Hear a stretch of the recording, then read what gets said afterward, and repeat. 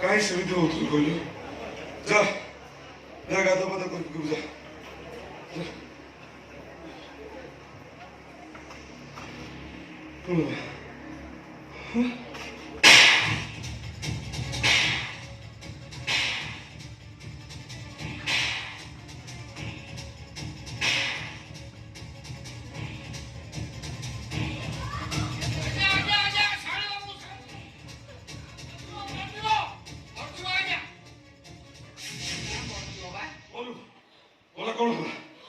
মধ্যে থাপড় মারুছি তোর তো কম শাসন হলো, তুই সম্ভবশালী থাপড় মারতেলু।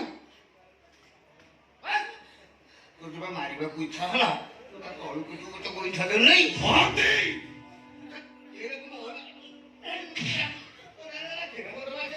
খাইব এইটা পিঠা খাইব গোইঠা খাইব। থরে নেই কইছি পুଣି থরে নেই ସେ ମରିଗଲେ ଆମର କ୍ଷତି କଣ କ୍ଷତି ଜାଣିନାହାନ୍ତି? ଆମେ ଯେତେ ଭିଡିଓ କରିକି ପଠେଇଥିଲୁ ବମ୍ବେ ସବୁଠୁ ଅଧିକା ରେଟ୍ରେ ବିକ୍ରି ହେଇଛି ଜାଣି। ଶିଳ୍ପା ସେଠି କହିଥିଲା କଣ ତାର କୁନ୍ଦୁରା ଫୋନ କରିକି ଆଜି କହିଲା ଆପଣ ଯେତିକି ଭିଡିଓ ପଠେଇଥିଲେ ଏ ସୀମା ବଳି ଯୋଉ ଝିଅଟା ତାରି ଅଧିକା ରେଟ୍ରେ ବିକ୍ରି ହେଇଛି, ତାର ଆଉ 4ଟା ଭିଡିଓ କରିକି ପଠାଅ। ତାକୁ ମାରିଦେଲେ ଭିଡିଓ କରିବେ। ମୁଁ ଆଉ ତା ସହିତ ଭିଡିଓ କରିପାରିବିନି। ଆପଣ ନ କଲେ ମୁଁ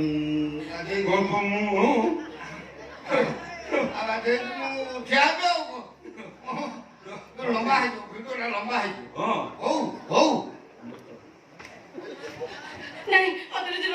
କଣ ଯିବାକୁ ଦେବେ? ଆଉ 4ଟା ଭିଡିଓ ହବ ଆମର ବେପାରକୁ ଘୋଡ଼ାଇଲେଣି ବନ୍ଧରୁ।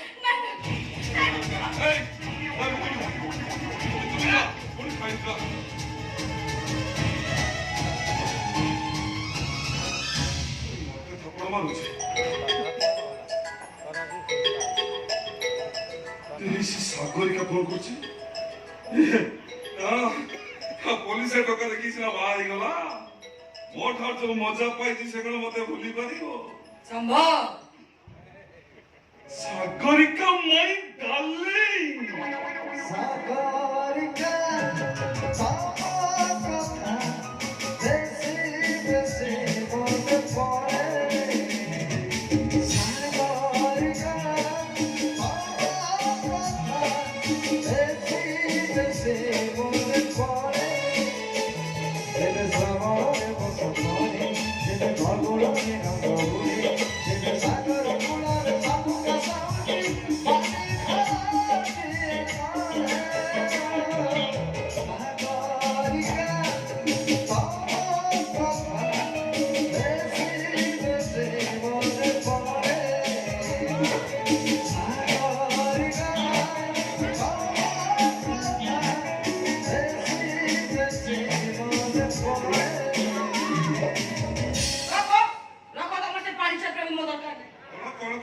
ପ୍ରେମ ପାଣିଚିଆ ଠିକ ଅଛି। ମୋ ପ୍ରେମକୁ ପାଣିଚିଆ କରିଛି କିଏ?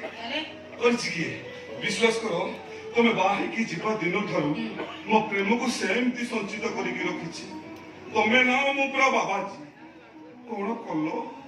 ମୋ ପ୍ରେମର ଫୁଲକୋବିକି ପାଦରେ ଦଳିଦେଲ। ଦେଖ, ମୁଁ ତମର ସେ କମେଣ୍ଟ ଡାଇଲଗ ଶୁଣିବାକୁ ଆସିଲି। ମୁଁ ଗୋଟେ ପ୍ରୋବ୍ଲେମରେ ପଡ଼ିଯାଇଛି। ପ୍ରୋବ୍ଲେମ? ପୁଣି ତମର? ଏ ସାଗରିକା, ମତେ କହୁନ ସେ ପ୍ରୋବ୍ଲେମଟା ମୁଁ ସଲ୍ଭ କରିଦେବି। ସମ୍ଭବ ତମେ କଥାଟାକୁ ଯେତିକି ସହଜ ଭାବୁଛ, କଥାଟା ସେତିକି ସହଜ ନୁହଁ। ହେ ସାଗରିକା, ତମ ଡାଡିଙ୍କ ବେଡରୁମରେ ତମ ସହିତ ଯେ ଗୋଟାଏ ରେଜେଇ ତଳେ ହୋଲ ନାଇଟ୍ କାଟି ସାରିଛି, ତା ପାଇଁ ଆଉ ହାର୍ଡ କଥା କଣ ଅଛି କହିଲ? ସେଗୁଡାକ ଜମା ମନରେ ଧରନି। ମୁଁ ସେ କାମ ସବୁ ସଲ୍ଭ କରିଦେବି। ତାପରେ ଆମେ ତ ରେଜେଇ ତଳକୁ ଟିକେ ଆଜିକାଲି ଆଉ କଣ କୁଆରୀ ଝିଅ ଉତ୍ପାତ ହଉଛନ୍ତି?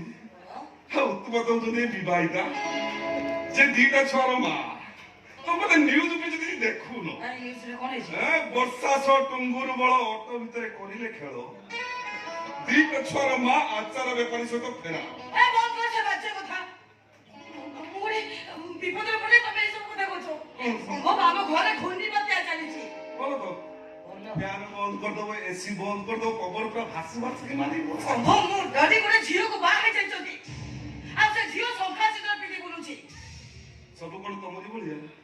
ମାନେ ଶଙ୍ଖା ସିନ୍ଦୁର ନ ପିନ୍ଧି ବିନା ବାହାଘରରେ 7ରୁ 26 ବର୍ଷ ଯାଏ ଚଉଠି କରିବ ପରେ ଯାଇକି ବାହା ହବ। ତମ ଦାଦି ପୁରୁଣା କାଳିଆ ଲୋକ, ସବୁ ପରମ୍ପରା ଅନୁଯାୟୀ କଲେ କ୍ଷତି କଣ? କ୍ଷତି ହଁ କ୍ଷତିଟା ହଉଛି ସେ ଝିଅ ହଉଛି ମୋ ସ୍ୱାମୀର ଭଉଣୀ। କଣ କଣ? ସେ ଝିଅ ମୋ ସ୍ୱାମୀର ଭଉଣୀ। ମାନେ ତମ ସ୍ୱାମୀଙ୍କ ଭଉଣୀ ତମ ଡାଡିଙ୍କ ସ୍ତ୍ରୀ? ହୁଁ ମାନେ ତମ ଯାହାର ସ୍ତ୍ରୀ ତା ଭଉଣୀ ତମ ଡାଡିଙ୍କ ସ୍ତ୍ରୀ? ମାନେ ତମ ସ୍ୱାମୀ ତମ ଡାଡିଙ୍କ ସ୍ତ୍ରୀକୁ ଡାକିବ କଣ ମାମା? ତମେ ବି ଡାକିବ କଣ? ହେ ଭଗବାନ, ଗୋଟେ କାମ କର, ଗୋଟେ ଯାତ୍ରା ପାର୍ଟି କରିଦଉନ ଭାଇ, ଗୋଟେ ଯାତ୍ରା ପାର୍ଟି କରିଦିଅ, ପୁରା ବୁଲି ବୁଲିକି ନାଟକ କରିବ। ଏସବୁ ଘଟଣା କେବଳ ଯାତ୍ରା ପାର୍ଟି ନାଟକରେ ହିଁ ଘଟେ। ସେ ନାଟକରେ ଯେମିତି ହଉ ଡିଏନ୍ କରିବାକୁ ହବ ସମ୍ଭବ।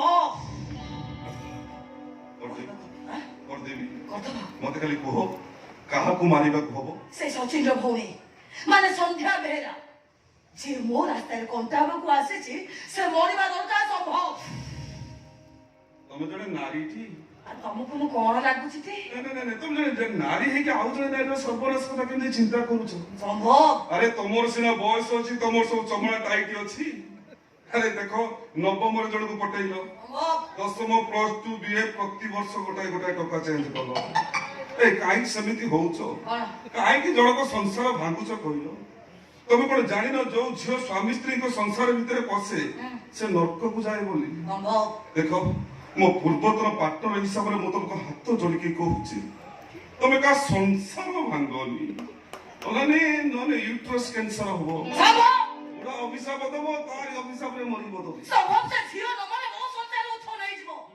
ମାନେ ସେ ଯଦି ମୋ ରାଣୀଙ୍କର ସବୁ ସମ୍ପତ୍ତି ନିଜ ହାତକୁ ନେଇଯାଏ, ତାହେଲେ ମୁଁ ତ ଦାଦାର ଭିକାରୁଣୀ ହେଇଯିବି।